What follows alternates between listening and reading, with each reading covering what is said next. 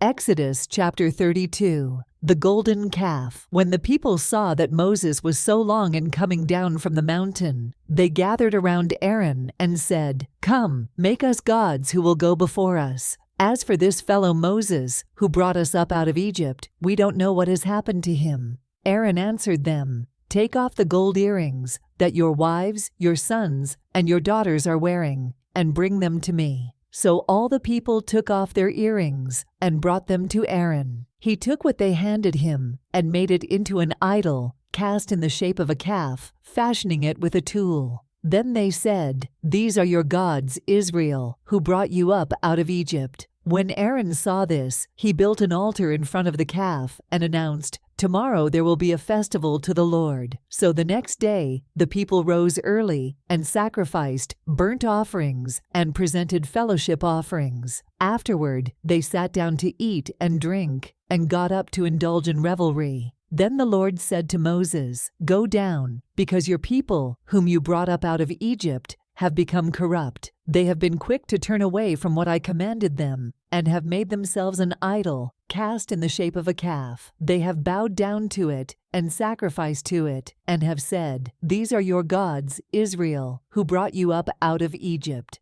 I have seen these people," the Lord said to Moses, "and they are a stiff-necked people. Now leave me alone, so that my anger may burn against them, and that I may destroy them. Then I will make you into a great nation." But Moses sought the favor of the Lord his God. "Lord," he said, "why should your anger burn against your people, whom you brought out of Egypt with great power and a mighty hand? Why should the Egyptians say, 'It was with evil intent that he brought them out, to kill them in the mountains, and to wipe them off the face of the earth'?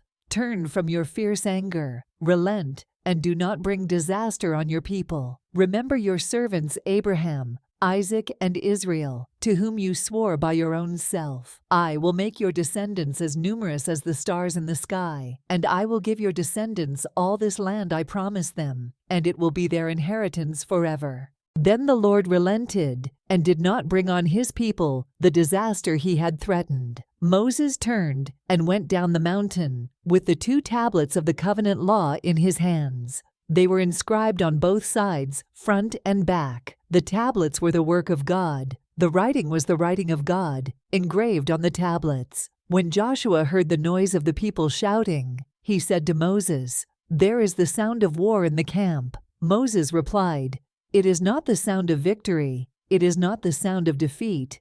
It is the sound of singing that I hear." When Moses approached the camp and saw the calf and the dancing, his anger burned, and he threw the tablets out of his hands, breaking them to pieces at the foot of the mountain. And he took the calf the people had made and burned it in the fire. Then he ground it to powder, scattered it on the water, and made the Israelites drink it. He said to Aaron, "What did these people do to you, that you led them into such great sin?" "Do not be angry, my lord," Aaron answered. "You know how prone these people are to evil. They said to me, 'Make us gods who will go before us.'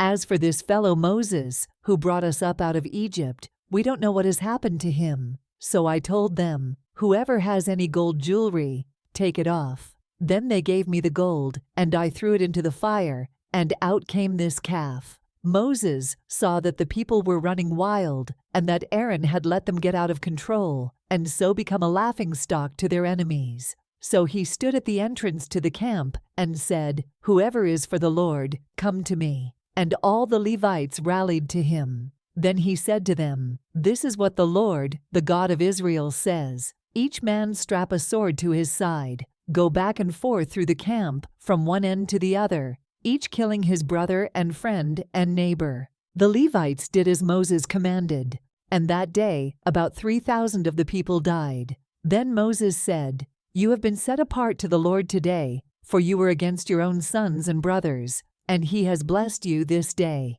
The next day Moses said to the people, "You have committed a great sin, but now I will go up to the Lord. Perhaps I can make atonement for your sin."